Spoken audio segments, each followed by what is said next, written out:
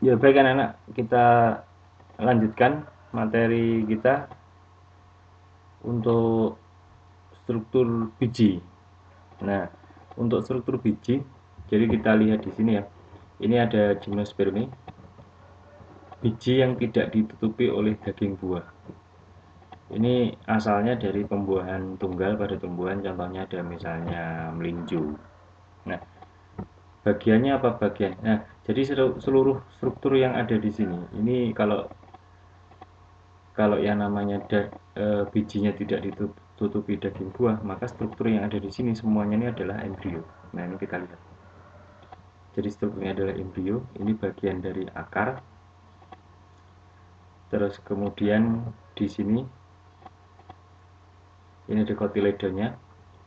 Nah, ini calon akar, root atau calon akar di sini. Nah, kita bandingkan dengan tumbuhan atau biji yang ditutupi oleh daging buah.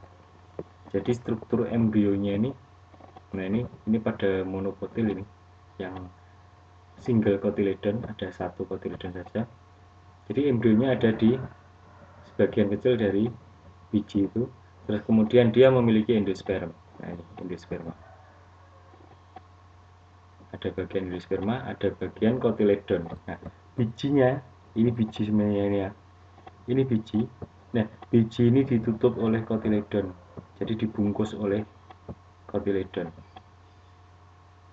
Nah, makanya disebut dengan tumbuhan berkeping satu, dia punya satu kotiledon. Dan dikatakan di sini adalah angiospermi. Kalau ini gimnospermi, ini angiospermi. Ini angiospermi untuk monokotil. Angiospermi biji ditutupi oleh kotiledon. Nah, ini monokotil. Sekarang yang dikotil kita lihat.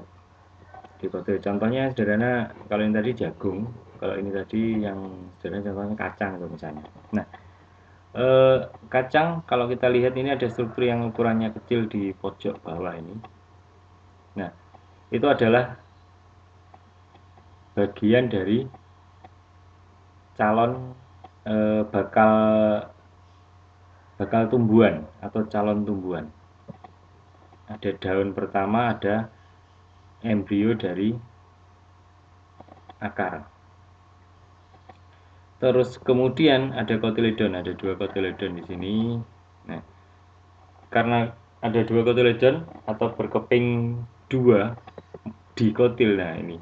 Jadi kalau pada kacang itu ada belahan pada bagian bijinya, itu ketika kita buka itu ada struktur yang membelah itu, nah itu adalah kotiledonnya.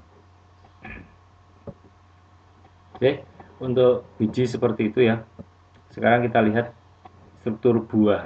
Nah, ini buah. Contohnya saya mengambil buah mangga yang mudah mudah atau sering kali dijumpai, yang tidak terlalu asing. Jadi kita lihat exocarp, mesocarp, endocarp ini strukturnya. Nah, ini adalah bagian dari kulit.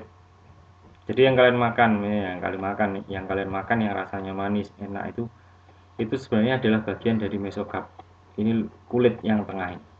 Kalau endocarpnya ini peloknya itu, nah itu kulit.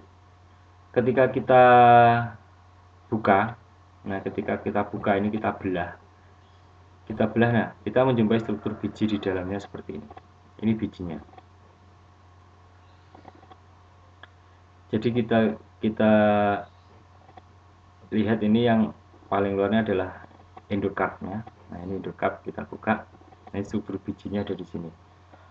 Keping duanya di mana? Keping duanya ada di sini. Ketika ini kita lihat, kita ambil, nah itu ada struktur yang membelah itu. Terus kemudian bijinya, calon tumbuhan ada di mana? Ada di ujung sini. Nanti akan kalau kita membuka, bijinya akan kelihatan. Nah, buah sendiri kita perlu mengetahui bahwa buah itu sebenarnya ada buah sejati, ada buah semu. Nah, jadi tidak semua yang dikatakan buah itu adalah betul-betul buah. Nah, maksudnya bagaimana? Nah, yang dikatakan buah sejati itu kalau sebuah buah itu tumbuh dari daun-daun buah. Daun buah itu yang berasal dari peleburan antara sel sperma dan inti kandung lembaga sekunder dan juga inti ovum. Nah, itu buah sejati. Nah, bagaimana kalau yang semu? Itu ada yang tumbuh dari daun buah, juga sebagian bunga, bagian bunga lain ikut berkembang. Nah, ini seperti buah nanas ini. Seperti buah nanas.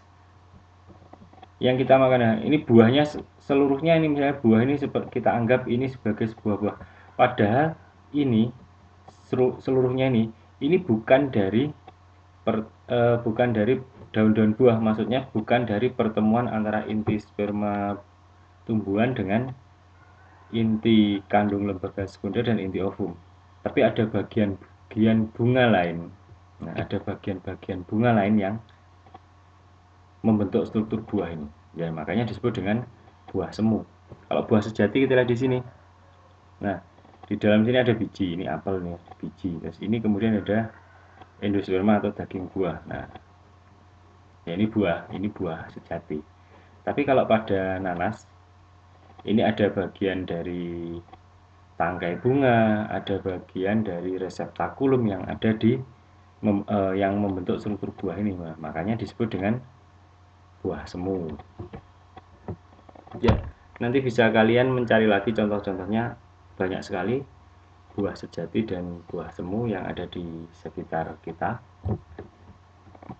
Nah, ini kegiatan yang nanti saya minta kalian lakukan. Jadi silakan nanti dituliskan di sini nomor dan nama organ, ada akar monokotil, akar dikotil, batang monokotil, batang dikotil, daun, bunga, biji monokotil, biji dikotil. Silakan nanti digambar, terus kemudian diberi keterangan seperti ini. Digambar manual saya rasa lebih bagus, karena dengan menggambar pada akhirnya kalian nanti bisa memahami ketika nanti ada soal tentang jaringan tumbuhan atau organ tumbuhan, kalian sudah pernah menggambar, dan saya rasa dengan menulis atau menggambar kembali ini akan membuat memori kita menjadi lebih paham. Nah, terus kemudian kita buat urut-urutannya, ada epidermis, korteks, endodermis, perisikal, stele, dalam stele ada xilem dan floem. Terus kemudian coba kalian mencari jaringan penyusun. Misalnya epidermis itu jaringan penyusun, ada jaringan epidermis dan fungsinya untuk pelindung. Nah, misalnya seperti ini. Beri keterangan sebisa mungkin saja, sedapatnya yang bisa kalian lakukan. Korteks misalnya, nah korteks itu jaringan penyusunnya adalah parenkim. Parenkim mengisi endodermis, ada pelindung atau pembatas yang ada di dalam misalnya. Nah, seperti itu. Oke, saya rasa untuk kegiatan hari ini belajar tentang organ tumbuhan kita cukupkan sampai di sini. Silahkan, selamat belajar, tetap semangat, dan kita selalu berharap, berdoa semoga pandemi segera berakhir dan nanti kita bisa melakukan pertemuan tatap muka di kelas kembali.